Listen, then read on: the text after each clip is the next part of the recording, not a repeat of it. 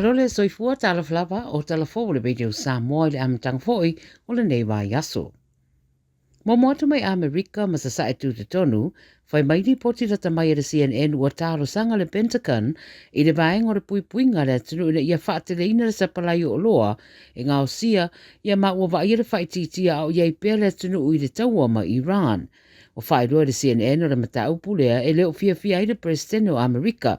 ma ua ia tu wai le whaamamafa i le whaatetele ina o lui tau le tamau ainga i lunga o Iran.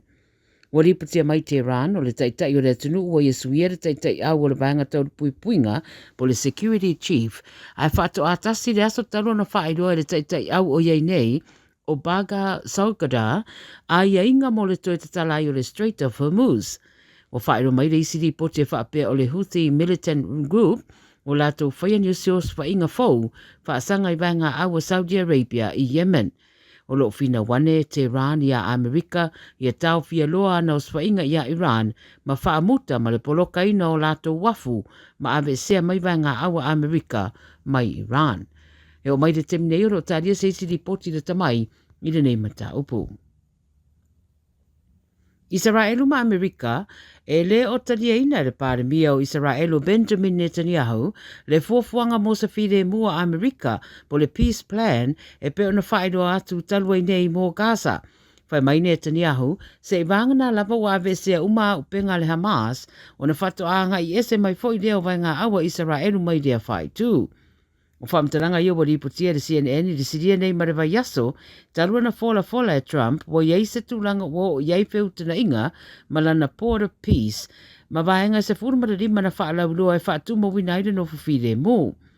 I le saunoanga Netanyahu i le mataupre nei na ia mua i whaamani noai, e te ena Israelu le pepa o whaamaumaunga, e au fia i vaenga ia se furumara rima e pe ona whaeloa e Amerika.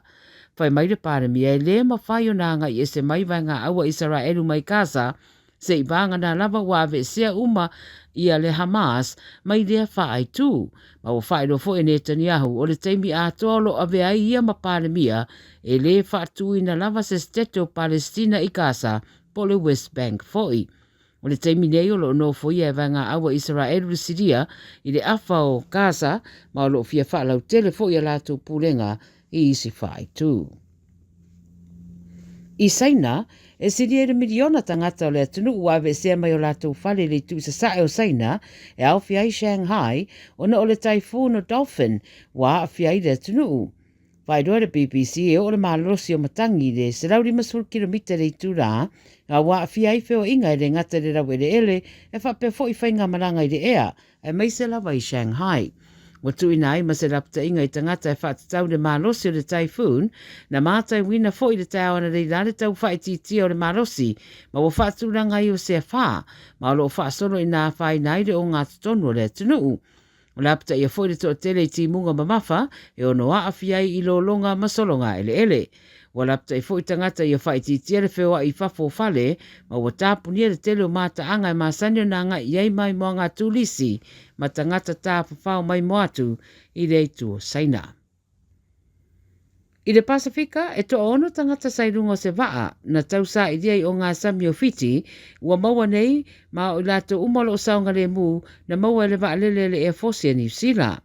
Ta weri pote le Radio New Zealand Pacific, o lato wia to ono na ngai ese mai le waa mai Namuka Island e anga i fulanga i le Lau Group i le tai au le stofi te ruai, pei ta i le tau nuu le vaenga sa wha moe malanga iai. Na whaia rosu e suenga mai noai le fiafira sparele o lo i le tu i saute si sipo o vanua vatu.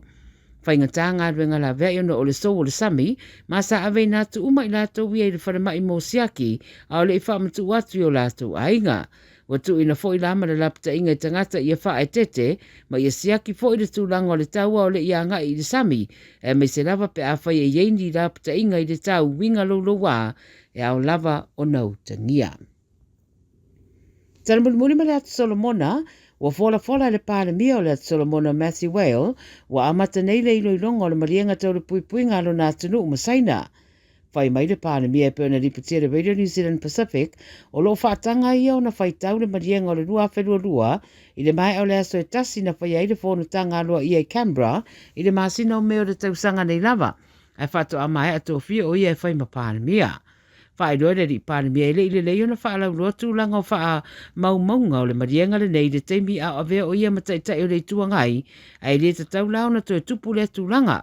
Mo ia wala awa i loa le taitai o le tuangai le teimi nei o Manasseh Sokarare le fu isa pānimi e taruai ia langolango atu i le ilo i longa. Whai mai le pānimi e le tatau na to iaini mea wha lilo i marienga wha pene i au fiai le tunu ma ia tā ua i fo i o saina e tū maupeo na aveo se paanga tā ua alo na tunu ai o le wha naunga o le Solomona e wō matangata uma ai le o se whiri o se tasi.